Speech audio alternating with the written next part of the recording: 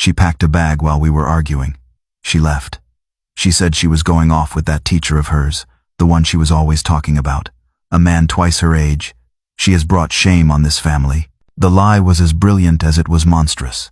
It was a story designed to prey on a community's worst assumptions, to twist a young woman's ambition into a sordid, back-alley scandal. And he had a prop.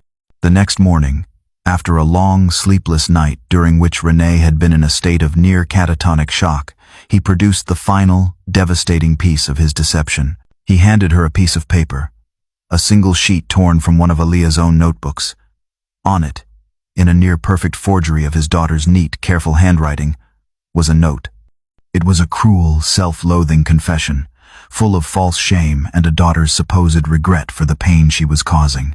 It spoke of a secret love, of a desire to be free from her strict family, of a new life she was starting somewhere far away. Renee stared at the note, her mind a maelstrom of confusion and a deep, primal and unwavering disbelief. She knew her daughter's handwriting. This was close. It was terrifyingly close. But it was not hers.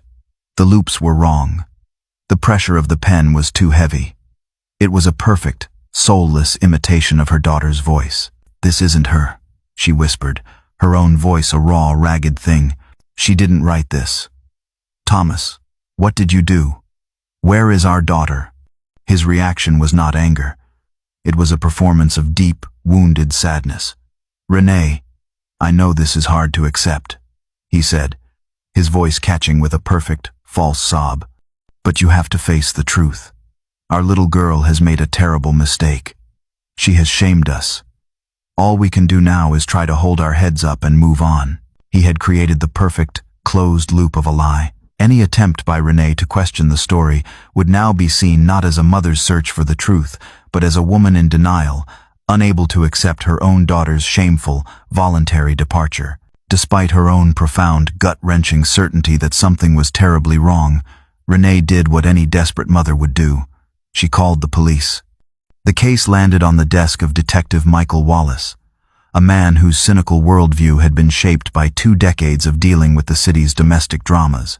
He arrived at the Monroe home to a scene that, to his experienced eye, was depressingly familiar. He saw a distraught, weeping mother, and he saw a stoic, heartbroken father. Thomas Monroe, the picture of a betrayed patriarch, calmly and sadly told him the story. He spoke of his daughter's rebelliousness, of her infatuation with an older man, of the terrible, shameful choice she had made.